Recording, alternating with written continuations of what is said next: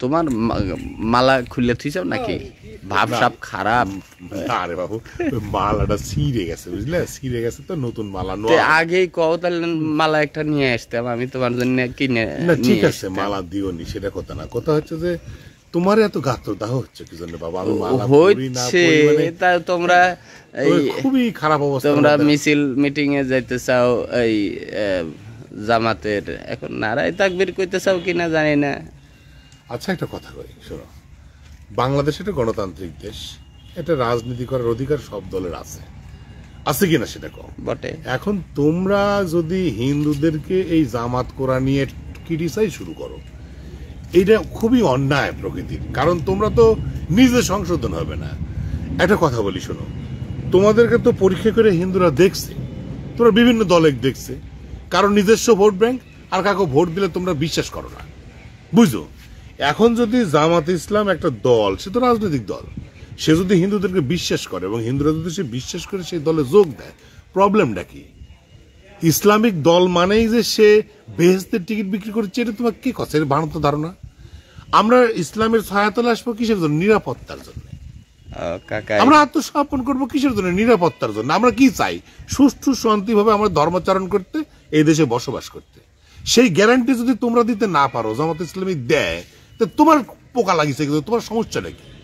বুঝতে পারছি। আমার কি দল করার অধিকার নাই? এখন তোমরা অনেকে আবার ধোঁয়া তুলিচ্ছাও যে জামাত ইসলামের লোকজনেরা মন্দিরে যাচ্ছে, সেটা কি কাজ কারবার করছে, হিন্দুরা লিখছে সেটা। এটা কোন ধরনের কথা?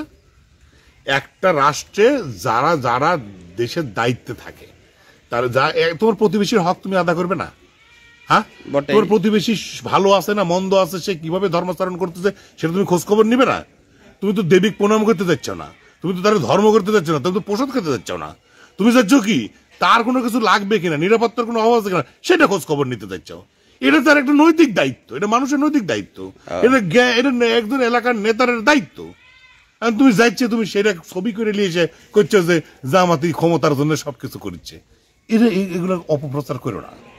তোমরা সুদ খাও না, তোমরা ঘুষ খাও না, তোমরা দুর্নীতি করো না, সৎ পথে আসো, এটা হচ্ছে মূল কথা।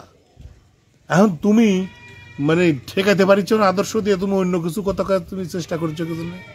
হ্যাঁ হ্যাঁ, হতে পারে চক্রান্ত, হতে পারে চক্রান্ত হচ্ছে হিন্দুদের বিরুদ্ধে চক্রান্ত। এখন বাংলাদেশের সস্তা চক্রান্ত কি জানো? সংখ্যালঘু ইস্যু। এটা হচ্ছে সস্তা চক্রান্ত, এটা সস্তা চক্রান্তের একটা অংশ। চক্রান্ত ওই আমলেও ছিল, এই আমলেও আছে, বরঞ্চ বেশি করছে। হ্যাঁ, তোমরা ঠেকাতে পারিস না দেখে হিন্দুরা চক্রান্ত। তোমরা অত সব চক্রান্ত করে লাভ নাই, তোমরা যার যার সরকার তাই তাই তেল দাও।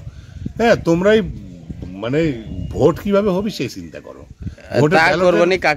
ব্যালটের চিন্তা করো, মানুষের নিরাপত্তার কথা চিন্তা করো, মানুষের সুযোগ সুবিধার কথা।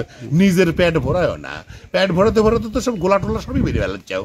হ্যাঁ, এসব করো না, মানুষের সাথে অন্যায় করো না, ইনসাফ করো, ইনসাফ করো, ইনসাফ বুঝো, ন্যায় করো, ন্যায়। মানুষ তো ভালোবেসে তোমার কাছে আসবে, তুমি অন্যায় করো না, তাহলেই হবে। হ্যাঁ, তোমরা ন্যায় প্রতিষ্ঠা করতে পারবে না, তোমরা দেশে অশান্তি সৃষ্টি করবে, হ্যাঁ, কাজে লাগাবে, তোমার পিছনে মানুষ যাবি। হ্যাঁ, যাই কাকা, তুমি কাঠের মালা এই জন্যই খুলে রাখছো? না, কাঠের মালা খুলেছে কি জন্য? মাঝে একটু রিস্ক থাকছিল, বিভিন্ন ইউটিউব ফেসবুকে সব দেখাচ্ছিল যে হিন্দু নিয়ে তো বললাম না চক্রান্ত। হ্যাঁ, হিন্দু দেখলে সাইজ কর, এটা একটা রব তুলিছে। মানে রব মানে কি? ভোট বন্ধ করার একটা পদ্ধতি। যখন দেখিছে কোনোভাবে ঠেকে না যাচ্ছে না দেশে, তাহলে হিন্দুদের সাথে যদি একটু মারামারি লাগাই না যায় তাহলে তো ভালোই হয়। এটা ওই ধোঁয়া তুলে পিছনে যায়, তো ওইটা তো চক্রান্ত নষ্ট করে গেছে, ওই চক্রান্ত করে লাভ নাই। হ্যাঁ, শুনো, কারো কোনো অগ্রযাত্রা কোনো ইয়ে দিয়ে থামে না যায় না, বুঝতে পারছো? ঠিক আছে কাকা, বুঝে নিলাম। তোমার ভোট ভারতের অধিকার প্রতিষ্ঠার জন্য কি হচ্ছে সামনে, সেটা হলো দেখা যায়। আসলে সমস্যা কি জানো? বাঙালির চরিত্র ভালো না, বুঝলা? এরা মুখে এক কথা কয়, অন্তরে এক কথা কয়, এটা বুঝা বড় দায়। এটা কোনোদিন ভালো হবে না কাকা। আদর্শহীনতাই হচ্ছে আমার আদর্শ, বুঝলে? এমন একটা দেশে জন্মগ্রহণ করলাম না। এরা মুখে সৎ কথা কবি, কিন্তু অন্তরে বিষ, বুঝলে? এরা ভালো হওয়ার কথা কবি, কিন্তু নিজে ভালো হবি না। এরা মনে করো যে জিনিসপত্রে খালি ভেজাল মিশ দিবি, কিন্তু নিজে মানে ভালো মানে ভালো এই সমস্ত আর কি। একটা হুজুরের বয়ান শুনলাম একদিন, যে বিদেশে ওরা সারাদিন মদ খায়, অথচ ওরা মিথ্যা কথা কয় না, ধরে নাও। ওরা খাদ্যতে ভেজাল দেয় না, ওরা কম কাপড় পোশাক পরে থাকে, হ্যাঁ, অথচ ওরা অন্যের হক মারে না। হ্যাঁ, আর আমরা সব কিছু করি বাবু, ধর্মকর্ম মানি, আমরা মনে করো মানুষের হক মারিচ্ছি। হ্যাঁ, আমরা সারাদিন মিথ্যা কথা করছি, ওজনে কম দিচ্ছি, মানে আমার এইসব চিন্তা করতে গেলে ভালো লাগে না, বুঝলে, কিন্তু একটা মানে গা গুলানি ভাব আসে। উপায় নাই, এদেশে জন্মাছি আর বয়স হয়ে গেছে, এদেশে আর যাবোই বা কোথায়? কোথায় গো? ভালো হইতে না পারলে নিজে যতটুকু পারছি একটু ভালো হবো, নাহলে হবো না। না কাকা, তুমি পারবে কাকা, তোমার ভুল পাল্টানোর বেশ এই আছে। সমাজে মনে করো ভুল পাল্টে চলিচ্ছে, তুমি পারো বটে।